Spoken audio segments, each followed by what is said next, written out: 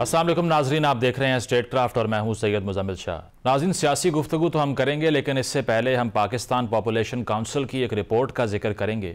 Report में मुल्क के पसमानदा तरीन अजला की एक लिस्ट तैयार की गई और ये लिस्ट इन लोगों की आंखें खोलने के लिए काफ़ी है जो समझते हैं कि हमारे मुल्क की जोग्राफियाई हद शायद लाहौर, कराची, इस्लामाबाद समेत चंद शहरों तक महदूद है और इससे बाहर रहने वाले शायद इस मुल्क का हिस्सा ही नहीं।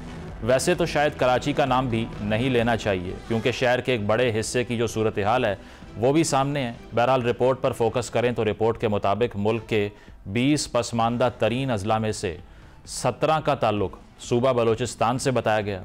बाकी रह जाने वाले 3 में से 2 अजला खैबर पख्तूनख्वा और 1 का ताल्लुक सूबा सिंध से है।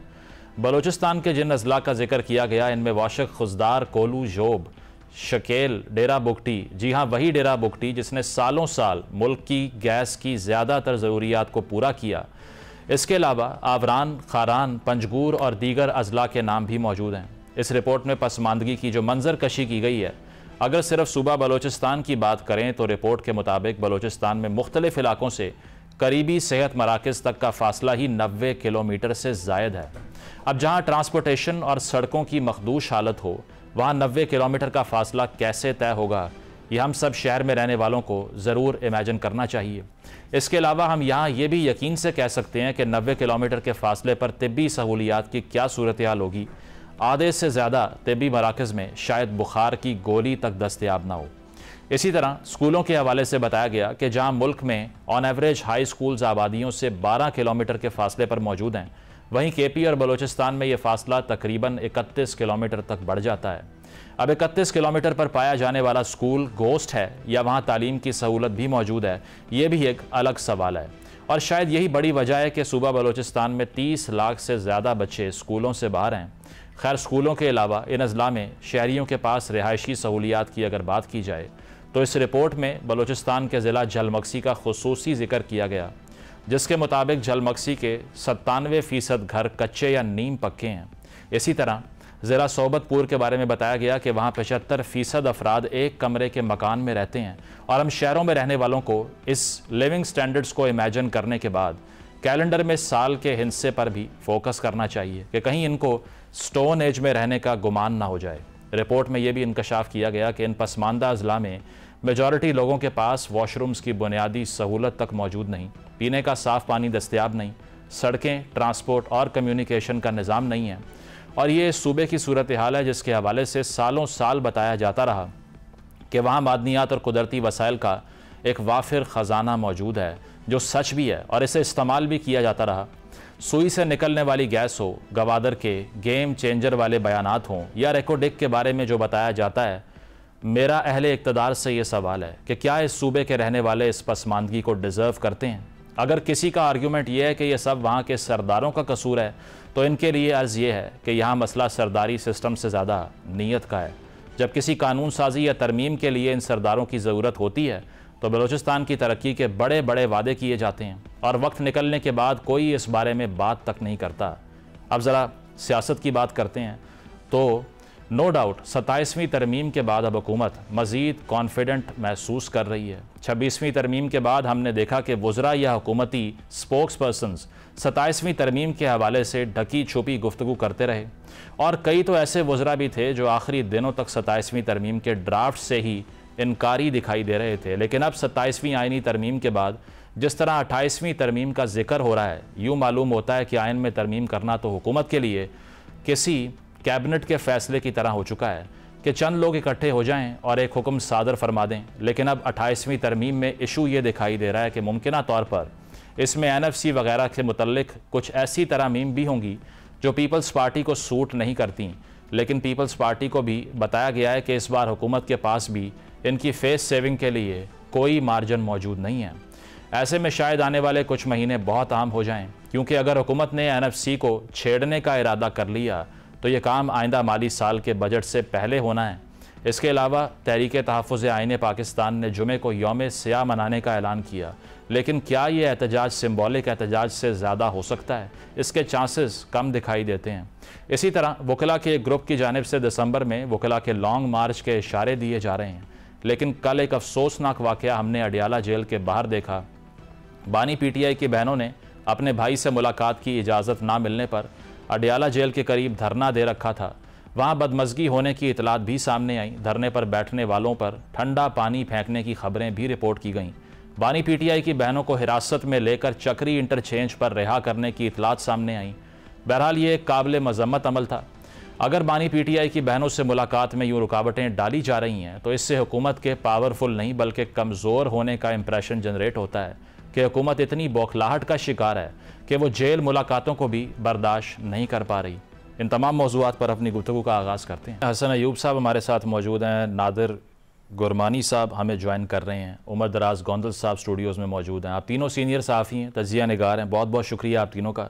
हसन साहब आपसे आगाज़ करूँगा। कल जो मनाजिर हमने देखे हैं ख़ान साहब की फ़ैमिली के साथ, ये कहा गया कि उनको ड्रैग किया गया है और इसके अलावा पुलिस की तरफ से मैन हैंडलिंग की गई है। अफसोसनाक सूरत हाल है। यही इल्ज़ामात तहरीक इंसाफ पे लगते थे।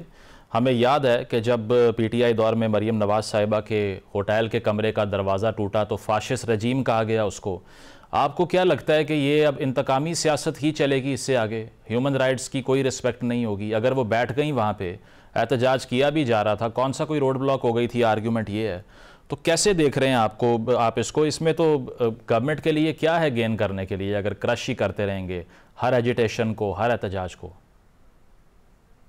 अच्छा, आप बिल्कुल दुरुस्त कह रहे हैं। मैं आपकी बात से एग्री करता हूँ। कोई इतना बड़ा एहतजाज था ना, कोई इतनी बड़ी चीज थी। ये तो अगर वो बैठी रहती क्या फर्क पड़ना था। लेकिन उन्होंने हमेशा की तरह, ये पहली मर्तबा ये इस तरह का वाकया नहीं हुआ। बहनों के साथ भी मुतअद्दिद बार जो है वलीमा खानम या दीगर बहनें जो है इनको हिरासत में लेती है पुलिस, पर जाकर इनको चक्री रोड के ऊपर ड्रॉप कर देती है। और ये फिर इस मरतबा भी बिल्कुल वैसे ही हुआ। जब उनको हिरासत में लिया गया तो उसी तरीके से उनकी अपनी गाड़ियों ने भी फॉलो किया। पुलिस की जो गाड़ी थी जिसकी कस्टडी में उनको लेकर जा रहे थे, तो वहां पर जाकर उनको रोक दिया गया। अच्छा, लेकिन इस मर्तबा फर्क ये हुआ कि उज़्मा खानम जो है, जो शायद मेरे ख्याल से उनका बड़ी हमशीरा है, उनके साथ ज्यादा कोई बदतमीजी हुई है, वो बालों से पकड़ा है लेडी कांस्टेबल ने। अब ये हीट ऑफ द मोमेंट देखिए, मुज़म्मिल शाह साहब आपके इल्म में है कि कई दफा आपको याद होगा कि कांस्टेबल शाहिद साहब थे जो गालियां दे रहे थे, सोशल मीडिया पर उनकी वीडियो वायरल थी। तो जब उसने कहा देखिए आईजी साहब, तो फिर वो आईजी साहब को भी गालियां निकाल गया था। तो ये तो ऑन ग्राउंड जो आदमी जिसने वो काम करना है वो कर रहा है, वो आगे से बदतमीजी कर गया, तो उसमें गवर्नमेंट ऑफ द डे के ऊपर बात तो आती है, लेकिन उतनी बात नहीं आती जितनी उस स्पेसिफिक पर्सन ने हसन भाई, वो शायद साहब के तो साइकोलॉजिकल इशू बताया जा रहा था ना, ये बाकी पुलिस वालों का भी यही मसला है। फिर क्या कहें हम? तो ये जिस खातून ने बालों से पकड़ा इमरान खान साहब की हमशीदा को, मैं तो उससे वाकिफ नहीं हूं जी। वो जो कांस्टेबल शाहिद साहब थे, वो तो उनके बारे में भी पहले ऐसी कोई बात नहीं थी। वो पुलिस में क्यों थे अगर उनका जो है वो ज़हनी मसला था? तो इन लोगों के साथ मसाइल होते हैं। यानी इसमें भी आपको देखें कि जब कोई हाई प्रोफाइल केसेस के फैसले जजेस करते हैं, तो फिर उनके जो सिक्योरिटी पर मामूर स्टाफ होता है, उनका चाल चलन चेक किया जाता है। तो ये पुलिस के साथ ये प्रॉब्लम्स हैं जी। हमारी पुलिस कब से आइडियल है? हमारी पुलिस कब से ऐसी मिसाली पुलिस है कि जो कभी इस किस्म की जो है वो मैन हैंडलिंग नहीं करती। अच्छा। ये पहले जुबान से कहते हैं, बोलते हैं कि जी आप हट जाएं। जब वो नहीं मानते तो फिर वो ताकत का इस्तेमाल करते हैं, तशद्दुद करते हैं। हसन भाई, इससे पहले मैं आगे जाऊं, ये मुलाकात अगर कराई दी जाती तो क्या इसमें हर्ज था? ऐसा क्या ही हो जाता गवर्नमेंट के अगेंस्ट? नहीं, मुलाकात भी हो जानी चाहिए। जो ट्यूसडे की मुलाकातें हैं ये होनी चाहिए। पिछली मर्तबा तो आई बिलीव कि उनकी एक हमशीरा की मुलाकात हुई थी, क्योंकि वहां पर बाहर एक सियासी शो लगाने की कोशिश की जाती है, एक डेड हॉर्स को जिंदा करने की कोशिश की जाती है। उसकी वजह डेड हॉर्स में क्यों कह रहा हूं, पोलिटिकल डेड हॉर्स नहीं, लेकिन पाकिस्तान के जो अदालती फैसले हैं और कवानीन की निगाह के अंदर वो शख्स सियासत से आउट हो चुके हैं, क्योंकि कॉम्पिटेंट कोर्ट ऑफ लॉ ने उनको 14 साल की सजा सुनाई हुई है, इमरान अहमद नियाजी को। तो वहां पर बाहर जो सियासी शो लगाने की कोशिश करते हैं उनके लिए, तो वो मेरे ख्याल से ना कानून उसकी इजाजत देता है, ना अदालती फैसले इस बात की इजाजत देते हैं। ठीक है, मतलब ये स्पेस नहीं है। उमर, आपने आर्गुमेंट सुना हसन साहब का। अब इसमें यह है कि एक तो मुलाकात का मसला है, और दूसरा ये जो स्पेस की बात है वो तो हमें पता है कि अब उस तरह की एजिटेशन की तो अब उस तरह गुंजाइश नहीं रही कि आप एहतजाज करें 26 नवंबर के बाद से। सुहेल अफरीदी साहब या बाकी पीटीआई के बड़े नाम क्यों नहीं थे इस मौके पे? तनकीद हो रही है कि फैमिली क्यों सब कुछ भुगते, वो किधर थे? पहली बात तो ये है कि जिस तरह हसन साहब फरमा रहे थे ना, हीट ऑफ द मोमेंट, ये कहना ठीक नहीं होगा, इसको हम जस्टिफाई नहीं करें। उसकी वजह यह है कि सियासत में कुछ रेड लाइंस रहनी चाहिए। ख़वातीन को लेकर इक़्तिदार आता जाता रहता है, जिस तरह आपने मरीम साहबा का हवाला दिया। मरीम नवाज शरीफ को किसी ने बालों से नहीं पकड़ा, हसन साहब इस बात की तस्दीक करें या कल से ही आ रहा है कि उनके साथ इस तरह से किया गया है, ये बहुत काबिल मजम्मत है। एक तो पहली बात यह है कि मुलाकात नहीं करवाई गई, अदालत के हुक्म के बावजूद नहीं करवाई जा रही। मुलाकात क्यों नहीं करवाई जा रही, ये बताना चाहिए।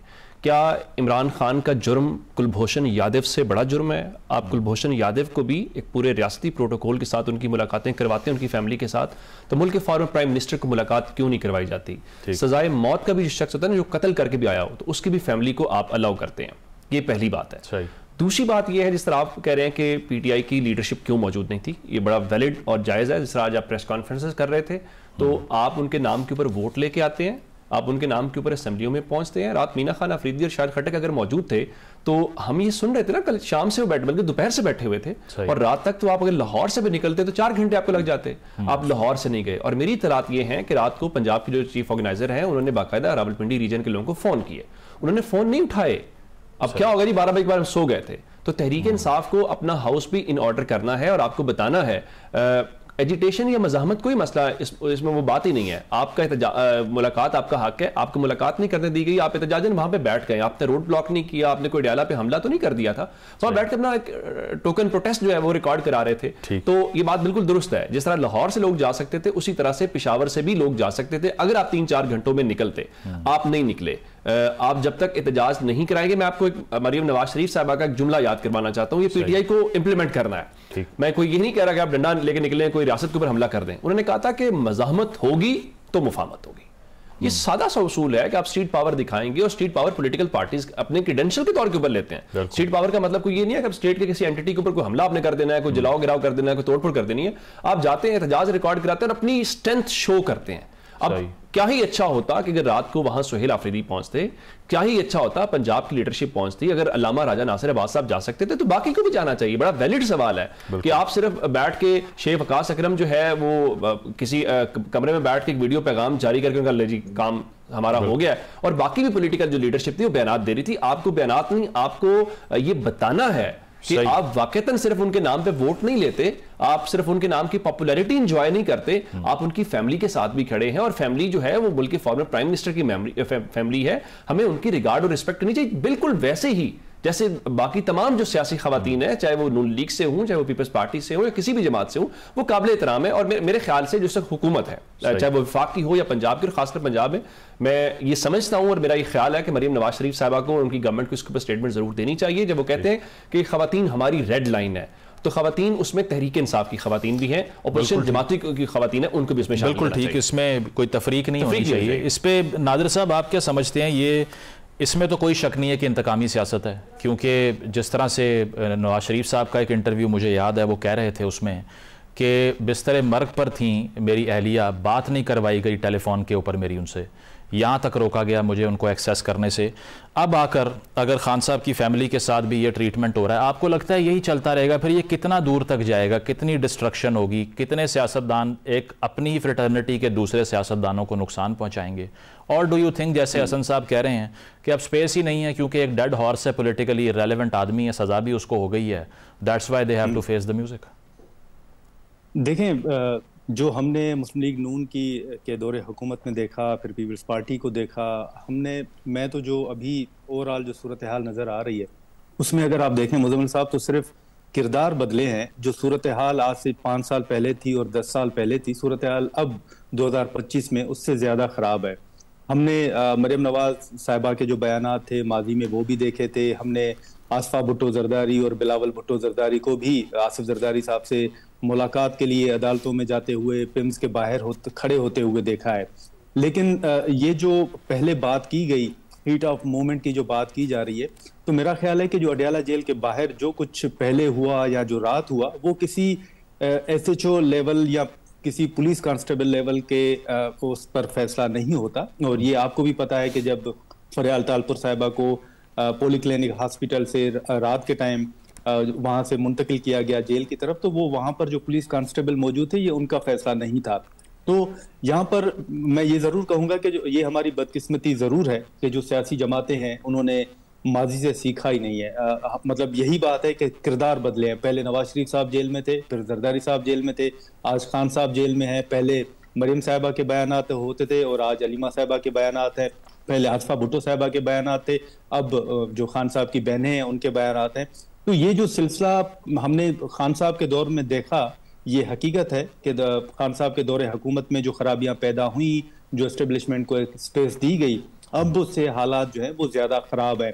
लेकिन इन तमाम सियासी जमातों को वो पार्लियामेंट के अंदर जो कुछ हो रहा है और जो पार्लियामेंट के बाहर कुछ हो रहा है उसको जरूर देखना पड़ेगा। और मेरा ख्याल है कि इसकी कोई जस्टिफिकेशन नहीं बनती कि आप एहतजाज करें या धरना दें तो वहां पर भी आपको गिरफ्तार कर लिया जाए। बेशक आप उनको गिरफ्तार करके चक्री पर छोड़ दें, अडयाला जेल से 2 किलोमीटर दूर के फासले पर छोड़ दें, ये कहना दुरुस्त नहीं है कि क्योंकि उनको छोड़ दिया जाता है तो बस इस मामले को आप छोड़ दें।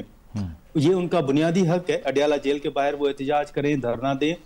अगर मुलाकात नहीं होती तो आपको माजी में भी याद है, अगर ये माजी में होता तो हम इस पर क्या बात करते। और अब अगर एक सूबे के चीफ एग्जीक्यूटिव जो है वो अदालती अहकामात लेकर अडयाला जेल के बाहर पहुंचते हैं, उनको मुलाकात नहीं करनी दी जाती। तो नादिर साहब, फिर इशू ये है ना, ये जो मफाहमत की बात होती है, अयाज सादिक साहब ने 2-3 मरतबा ये कहा कि आप बात करें हमसे बैठ के, हमारे गुड ऑफिस खुले हुए हैं आपके लिए।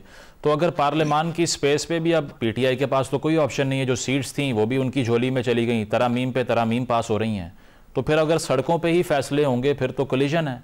26 नवंबर की मिसाल हमारे सामने है, उससे पहले जो हुआ 9 मई के बाद की मिसाल भी हमारे सामने है। पीटीआई के पास कोई पॉलिटिकल ऑप्शन नहीं बचा अपार्ट फ्रॉम दिस। नहीं, बिल्कुल पाकिस्तान तहरीक इंसाफ के पास बहुत से ऑप्शंस मौजूद हैं, लेकिन जैसे आपने स्पीकर साहब का जिक्र किया तो उस हवाले से भी जो कमेटी तश्कील दी गई है उस हवाले से पीटीआई के तहफ़्फ़ुज़ात मौजूद हैं। और दूसरा ये भी देखना होगा, जो पीटीआई का एक वैलिड मुतालबा है कि उनका एक वैलिड जो है वो एक कंसर्न है कि क्या जो कमेटी बनाई जा रही है या स्पीकर कौमी असम्बली वो कितने खुद मुख्तार हैं, वो किस हद तक मुतालबात मान सकते हैं। आपको याद होगा कि पार्लियामेंट के अंदर से जब पीटीआई के कुछ रहनुमाओं को गिरफ्तार किया गया था तो यही स्पीकर साहब हैं जो आज यकीन दहानी भी करवा रहे हैं और पीटीआई को मुज़ाकरात की दावत भी दे रहे हैं, जो कि एक बहुत अच्छा साइन है। लेकिन यही स्पीकर हैं जब उन्होंने इस मामले का नोटिस लिया था और कहा था कि वो तहकीकात करवाएंगे कि पार्लियामेंट के अंदर पहले तो वो लोग दाखिल कैसे हुए और पीटीआई के रहनुमाओं को गिरफ्तार कैसे किया गया। वही स्पीकर हैं जब वो आखिर में उसका नतीजा आपको पता है कि क्या निकला। वही स्पीकर ने बैठ के कहा कि उन्होंने तहकीकात करवाई लेकिन वो इस नतीजे पर नहीं पहुंच सके कि पार्लियामेंट के अंदर कौन दाखिल हुआ था और पीटीआई के रहनुमाओं को पार्लियामेंट के अंदर से किसने गिरफ्तार किया था। अब पार्लियामेंट की हुदूद का तायुन अगर कस्टोडियन ऑफ द हाउस नहीं कर सकते तो फिर आप बताएं कि अडयाला जेल और इन इश्यूज को मतलब ये वही आर्ग्यूमेंट है ना कि ताकत जहां पर नहीं है वहां बात करके क्या फायदा होगा। प्रोग्राम में एक ब्रेक शामिल करते हैं, ब्रेक के बाद गुफ्तगू को आगे बढ़ाएंगे। Stay with us.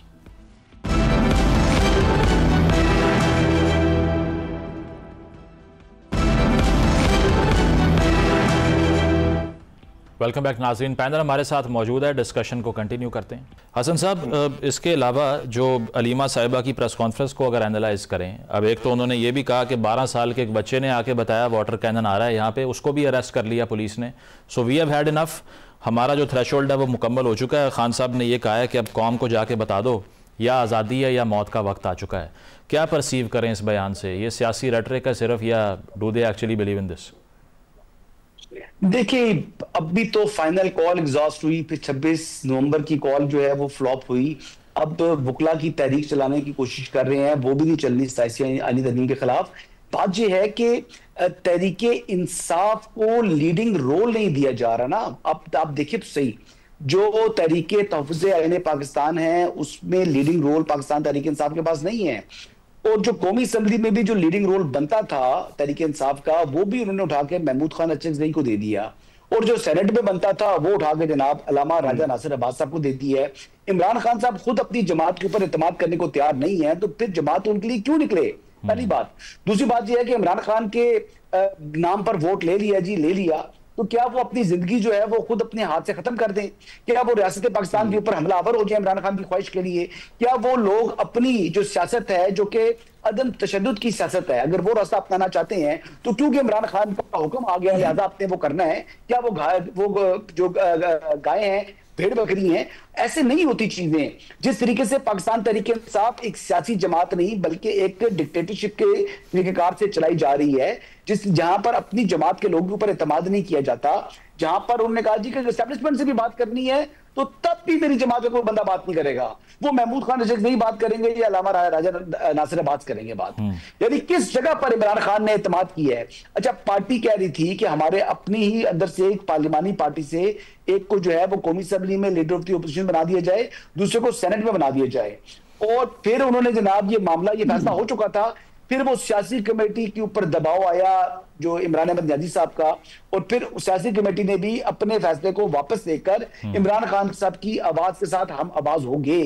नहीं हसन साहब, एक मसला ये है ना, डिस्क्वालिफिकेशन हो जाती है अगर पार्टी का बंदा नामजद करें। ये तो पीडीएम ने भी किया, मौलाना साहब को हेड लगा दिया सारी मूवमेंट का, तो इसमें ऐसा बुरा क्या है अगर वो नॉमिनेट भी कर रहे हैं अचकज़ई साहब को?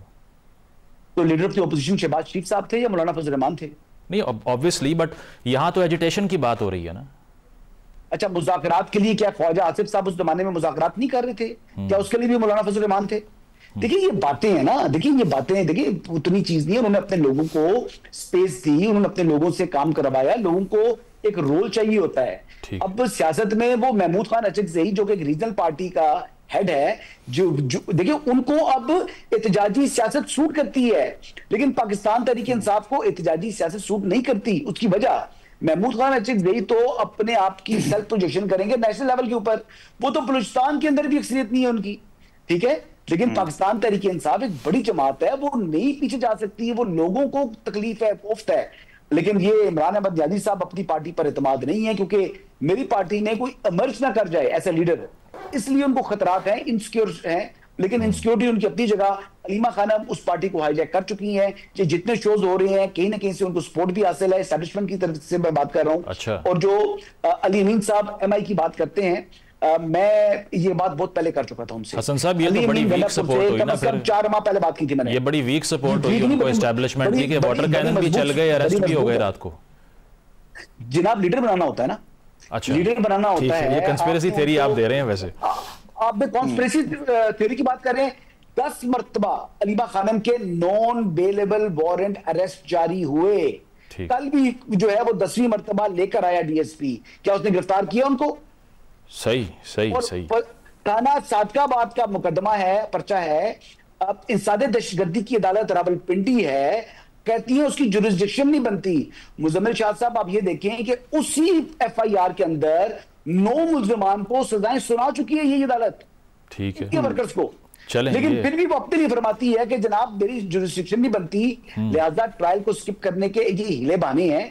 आइन और कानून की बात कोई नहीं है, जहां पर खुद को सूट करे वो चीज हो रही है। अलीमा खानम आप देख लीजिएगा, पार्टी को हाईजैक कर चुकी हैं। अच्छा। पार्टी अब उनकी है। ये उमर साहब बड़ा इंटरेस्टिंग ये एक थ्योरी है कि उन पे इतनी एफआईआर्स हैं फिर भी उनको अरेस्ट नहीं किया गया, और ये रात को जो सब हुआ ये तो शो था, फिक्स्ड मैच था। How do you see this?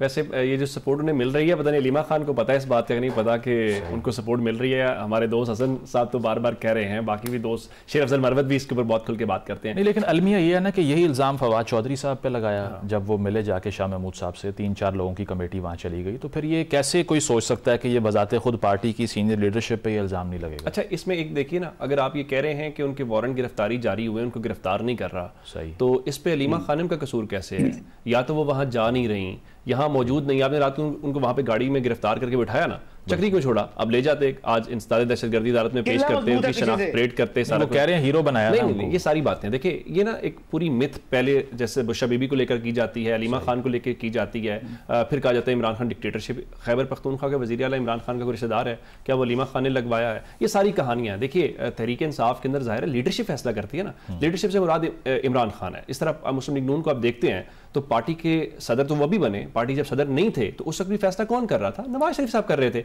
इस तरह पीपल्स पार्टी को आप देखते हैं, टेक्निकली आसिफ जरदारी चेयर तो नहीं कर सकते किसी सियासी मीटिंग को, लेकिन जो कराची की सेंट्रल एग्जीक्यूटिव कमेटी की मीटिंग थी उसमें कौन मौजूद था? आसिफ जरदारी साहब मौजूद थे, आईनी ओहदा होने के बावजूद मौजूद थे। ये रियलिटीज है ना कि पीपल्स पार्टी का फैसला आसिफ जरदारी ने करना है, मुस्लिम लीग नून का फैसला नवाज शरीफ ने करना है, तहरीक इंसाफ का फैसला इमरान खान ने करना है। अब रही बात कि उसने हाईजैक कर लिया, उसने हाईजैक कर लिया, ये चूंकि मार्केट के अंदर इस वक्त सूरत हाल ये है कि सब ही कंप्रोमाइज्ड है, सबके बारे में ये तासुर दिया जाए, और अगर गिरफ्तार नहीं कर रहे तो ये सवाल तो आईजी पंजाब से होना चाहिए।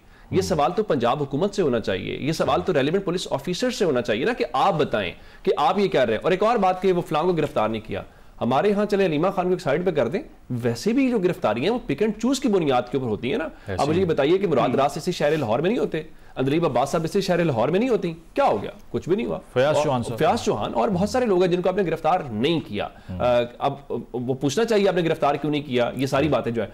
तो कहने का मतलब ये हुआ कि ये एक ओवरऑल हमारे यहाँ वो कह रहे माफी मांग ली थी उन्होंने, लेकिन इसमें मुझे हसन साहब वैसे माफी मांगने से लीगल प्रोसीजर तो अवॉइड नहीं होता, लेकिन फिर भी sir concept of repentance is driven from इस्लाम।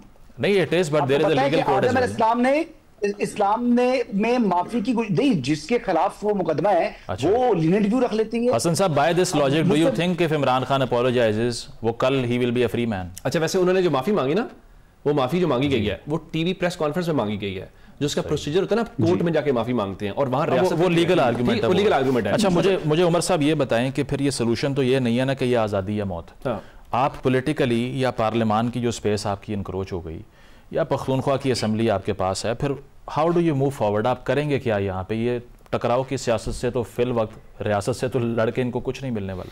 देखिए मुजम्मिल साहब, उसमें यहाँ तक कि हम बातें करते हैं ना कि आप आए पार्लियामेंट के अंदर आए, आप सिस्टम के अंदर रह के चीज़ें करें, ये बड़ी शानदार बातें हैं, लेकिन थ्योरेटिकल बातें हैं ना। मिसाल के तौर के ऊपर जिस तरह अभी गुरमानी साहब कह रहे थे कि गिरफ्तारियां हुई, असेंबली के इहाते से गिरफ्तारियां हुई, स्पीकर कुछ नहीं कर पाए। फिर आपको याद है 26वीं तरमीम के मौके पे जब तहरीक इंसाफ को ऑन बोर्ड लिया जा रहा था तो उस वक्त बाकायदा उनको ये गारंटी दी गई थी कि आपकी मुलाकात करवाते हैं खान साहब से अडयाला में। मुलाकात स्पीकर नहीं करवा सके थे और इवन मुस्लिम लीग नून पूरी की पूरी गवर्नमेंट नहीं करवा सकी थी, ये रियलिटी है। लेकिन तहरीक इंसाफ को सिस्टम के अंदर रहना है। जब वो इलेक्शन लड़ रहे हैं, जब वो असेंबलियों के अंदर मौजूद है, तो ऐसा तो नहीं है कि खुदा न खास्ता वो पाकिस्तान के आइन से या पाकिस्तान के निजाम से वो बागी हो गए। फवाद साहब कह रहे हैं कि बड़ा करीब पहुंच चुके हैं मैस रेजिग्नेशन करने। नहीं, उसमें वजह बताता हूं, उसमें वजह क्या है। उसकी वजह यह है जनाब कि आपने जब एक गैर एलानिया पाबंदी लगा दी, आपने तहरीक इंसाफ को दीवार के साथ नहीं दीवार में चुन दिया, तो आप क्या करेंगे? मिसाल के तौर के ऊपर आप ये देखिए कि आप उनकी मर्जी का ऑपोजिशन लीडर नहीं लगा रहे। अब पूरा हाउस के अंदर 74 लोग लिख के बता दें कि मुझे मुजम्मिल साहब अपोजिशन लीडर चाहिए, मैं रोक सकता हूं, यही कानून है, आप नहीं लगा रहे। आपने उनकी हिस्से की असेंबली की जो सीटें हैं वो तोड़ के आपने दूसरी जमातों में बांट दी। खैबर पख्तूनख्वा की गवर्नमेंट की करारदादों को आप नहीं मानते, उनके मुतालिबात को आप नहीं मानते, तो फिर बताइए ना सिस्टम में रह के वो क्या करें? मतलब ऑप्शन मैं इसके बिल्कुल हक में नहीं हूं। सच्ची बात, अगर मेरी राय पूछेंगे, फैसला तो सियासी जमात का अपना है ना। अगर मेरे से एज ए जर्नलिस्ट आप पूछेंगे कि क्या उनको इस्तीफे देने चाहिए, मैं कहता हूं नहीं, आप सिस्टम के अंदर रहें, आपको जो स्पेस अवेलेबल है उसको मटेरियलाइज करें, उसको यूज करें। आप कम से कम देखें ना, जब आपने 26वीं तरमीम के ऊपर 27वीं तरमीम के ऊपर आप रोक नहीं सके, लेकिन आपने फ्लोर ऑफ द हाउस के ऊपर खड़े होकर जब स्पीच की, आपने पूरा केस बिल्ड किया, तो आपने लोगों को तो बताया ना, लोगों की तो आपने इंप्रेशन क्रिएट किया कि ये जो है वो आपके पूरे स्टेट स्ट्रक्चर को डैमेज कर रहा है। मतलब एक स्पेस जो पार्लियामान में है उसको यूटिलाइज करना चाहिए। प्रोग्राम में एक ब्रेक शामिल करेंगे, ब्रेक के बाद वापस आते हैं। Stay with us.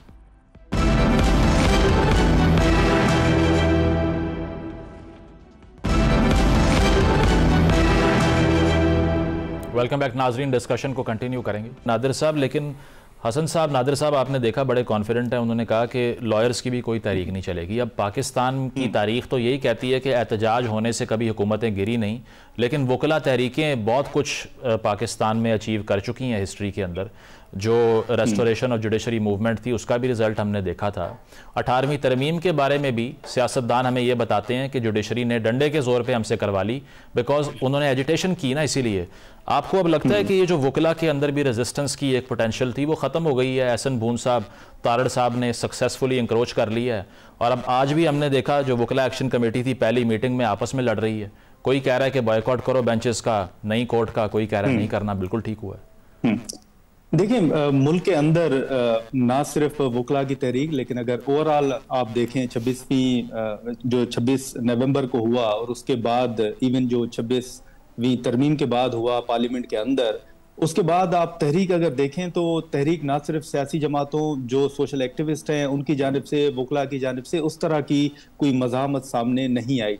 इवन अगर आप रिसेंटली देख लें, जो मौलाना साहब गुज़िश्ता 1 साल से ऐलान कर रहे हैं कि वो हुकूमत मुखालिफ तहरीक शुरू करेंगे, और इसी तरह पाकिस्तान तहरीक इंसाफ भी कर रही है, लेकिन वो तहरीक जो है वो नजर नहीं आ रही। हाल ही में अली अमीन गंडापुर साहब को खैबर पख्तूनख्वा के अंदर बड़ी तनकीद का निशाना बनाया गया, और वो समझे जाते थे कि इस्टेब्लिशमेंट के बड़े करीब हैं, कंप्रोमाइज्ड हैं, सोहेल आफरीदी साहब आएंगे तो तब्दीली एक आएगी।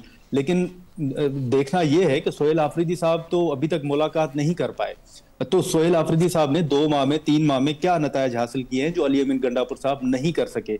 दूसरा सवाल यह भी है कि वो सोहेल आफरीदी साहब क्या कुछ करेंगे जो अली अमीन गंडापुर साहब नहीं कर सके। दूसरी बात यह हकीकत है कि इस वक्त पाकिस्तान तहरीक इंसाफ की जो बाहर क़यादत मौजूद है, या तो उनको इल्म नहीं है कि करना क्या चाहिए, या वो भी शायद जो केसेस हैं, जो सजाएं हैं, उनके बाद वो उस तरह की एग्रेसिव पॉलिटिक्स नहीं करना चाहते। वो यौम सियाह मनाने का ऐलान किया उन्होंने, अभी कुछ है उम्मीद किया है। आपने कल पार्लियामेंट हाउस के बाहर एहतजाज भी देखा होगा, वो एक अलामती एहतजाज होता है, लेकिन माजी में अगर आपने एहतजाज देखे हों तो वो इसके बिल्कुल बरक्स होते हैं। दूसरी बात ये, जैसे हसन साहब ने जिक्र किया कि जो 2 अपोजिशन लीडर्स हैं वो पार्टी के बाहर से हैं। इवन अगर हुकूमत भी ये समझती है और आप लोग भी ये समझते हैं कि ये खान साहब का गलत फैसला है, तो उस गलत फैसले को हुकूमत अभी तक नोटिफाई क्यों नहीं कर रही? दस्तखत मौजूद है। अगर आप समझते हैं कि ये गलत फैसला, पहले तो ये पीटीआई का इंटरनल फैसला है, ये उनका फैसला है कि वो महमूद खान अचकज़ई को बनाते हैं या किसी और को। और दूसरी बात यह है कि सबसे ज्यादा मुखालफत मौलाना साहब की और महमूद खान अचकज़ई साहब की खुद खान साहब कंटेनर्स पर खड़े होकर करते थे। आज वही अचकज़ई साहब हैं, उनका मुफाद क्या हो सकता है, वो क्या हासिल करना चाहते हैं कि वो खान साहब के साथ है। लेकिन मैं यहाँ पे एक बात जरूर कहूंगा, आपको याद होगा कि मुस्लिम लीग नून और पाकिस्तान पीपल्स पार्टी जब सेनेट के अंदर एक साथ थे तो उनके तहरीक अदम एतमाद जो चेयरमैन सेनेट के खिलाफ थी उस वक्त, उसमें 14 सेनेटर मजमूई तौर पर कम हुए थे। और उस वक्त दोनों जमातों ने कमेटियां बनाई थी और ये कहा था कि जो जिन सेनेटर्स ने जो अपनी पार्टी पॉलिसी के खिलाफ वोट किया उनके खिलाफ कार्रवाई होगी। लेकिन आज वही दोनों जमातें हैं जिनके 2 सेनेटर जो हैं अपोजिशन से लिए गए और फ्लोर ऑफ द हाउस खड़े होकर वो कह रहे हैं कि ये जो 2 वोट हैं ये जमीर के वोट हैं, ये जमीर की आवाज है। तो आप इससे अंदाजा लगा लें कि सियासी जमातों ने उस वक्त भी नहीं सीखा और अब बिल्कुल नजरियात जो होते हैं, नजरियात सिर्फ अपोजिशन में दिखाई देते हैं, ताकत में नहीं। हसन साहब, शॉर्टली 28वीं तरमीम की अब बातें हो रही हैं, कहा जा रहा है कि 1-2 हफ्ते में ये टेबल हो सकती है। 190A की अमेंडमेंट की बात है, MQM को राजी कर लेंगे, लोकल गवर्नमेंट्स को कॉन्स्टिट्यूशनल कवर मिल जाएगा। पीपल्स पार्टी का क्या करेंगे? अगर NFC को छेड़ दिया तो पीपल्स पार्टी जो पॉलिटिकल माइलेज हासिल करती आई है 18वीं तरमीम के बाद से लेके अब तक, कहाँ जाएगी, क्या करेगी? अच्छा, इतनी जल्दी 28वीं तरमीम नहीं आ रही जी, मैं आपको ये बता दूं। ये 2-4 हफ्तों की बात कर रहे हैं, ऐसी बात नहीं है, इसमें वक्त लगेगा जी, पहली बात। दूसरा जो है, इसमें अभी मुशावरत होनी है, कंसेंसस डेवलप करना है। और एक अहम बात मैं करना चाह रहा था, गोंदल साहब बात कर रहे थे, देखें इस वक्त अदालतों ने कोई फैसले सुनाए हुए हैं 9 मई के मुतल्लिक। उन्होंने साइंस सुनाई हुई है जो कि इंसाद दहशतगर्दी की अदालत ने सुनाई हुई है। उमर अयूब साहब आज भी कैंपेन लीड कर रहे हैं अपने एहलिया की, और उनको वहां की खैबर पख्तूनख्वा की जो गवर्नमेंट है वो प्रोटेक्शन प्रोवाइड कर रही है। पूछना यह है कि खैबर पख्तूनख्वा क्या पाकिस्तान का हिस्सा है या इलाका गैर है, या पाकिस्तान की अदालतों के फैसले वहां पर लागू नहीं होते? तो यहां पर जहां पर जोर चलता है, जहां पर हुकूमत होती है, वो अपनी मनमानी कर रही होती है। ये वो आइन के मुताबिक, कानून के मुताबिक चल रही है। अब ये देख लेना, जितने लोगों को जरताज गुल से लेकर बाकी तमाम लोगों को वहां पर उन्होंने प्रोटेक्शन दी हुई है। और ये जो एक खातून गिरफ्तार हुई थी, जो सोशल एक्टिविस्ट थी उनकी सोशल मीडिया की, वो फलक जावेद के सन जावेद नाम है उसका, तो उसको के ऊपर इंक्वायरी कर रहा है सोहेल अफरीदी। और पहले इंक्वायरी उसने कहा जी मैं पूछूं कि किस तरह गिरफ्तार होगी है। भाई वो अदालती मफरूर थी, वो सजा याफ्ता थी, उसको वहां से गिरफ्तार करना तो आपको उसको मेडल देना चाहिए, ना कि आप इंक्वायरी कर रहे हैं। तो ये इनके अपने रवैये हैं। ठीक है, लास्ट 30 सेकंड्स है, उमर रिस्पॉन्ड कर दें। वैसे आपस की बात है, अगर उमर अयूब गिरफ्तार ना हो तो इलाका गैर है, लेकिन हमने अलीमा खान को गिरफ्तार नहीं करना चूंकि वो लीडर है, उनको कहीं से सपोर्ट है। वैसे कैसा आर्गूमेंट है कि 2 लोग हैं, एक को सजा है, एक सजा है, कन्विक्शन नहीं है, वो कह रहे हैं सजा याफ्ता नहीं, एक सजा याफ्ता है, उसके बारे में कहा जा रहा है जिनको क्यों नहीं आप पकड़ रहे, जिनके वारंट गिरफ्तारी है, जिनके आप कह रहे हैं, तो उनको गिरफ्तार करें ना। वारंट गिरफ्तारी का मतलब ये है कि आप कोर्ट में प्रोड्यूस करेंगे, आपने 10 बार किए। देखिए, बात सिर्फ ये है कि ये जो सारी बातें सजाएं हो रही हैं, ये सजाएं हमें पता है कि सजाएं होनी हैं और ये सजाएं पहले सुनाई भी गई हैं। और सियासी जो जमातें हैं वो क्या आप करेंगे कि वो बहुत आइडियल पाकिस्तान के अंदर वो चीजें हो गई। आप कहें जी खैबर पख्तूनख्वा के अंदर तो बड़ा सिस्टम है, वहां जिनको आपने पकड़ना था, जिस तरह सनम जावेद को पकड़ना पकड़ लिया, बाकी भी आपने, लेकिन एजिटेशन नहीं हो रही। नहीं, एजिटेशन फिलहाल लॉयर्स भी नहीं कर रहे। जहां तक अगर मेरे से पूछेंगे एज ऑफ दिस मोमेंट, मुझे नहीं लग रहा कि सामने कोई ऐसी मूवमेंट आ गई है जिसकी बुनियाद के ऊपर सिस्टम जो है वो हिल के रह गया। हाँ, कल को चंद हफ्तों बाद, महीनों बाद कोई मोमेंटम बने तो उसका फिलहाल मजामत का कोई इम्कान नहीं है। बहुत शुक्रिया हसन अयूब, दराज गोंदल साहब, नादिर गुरमानी साहब मौजूद थे। ब्रेक शामिल करते हैं, ब्रेक के बाद वापस आएंगे। Stay with us.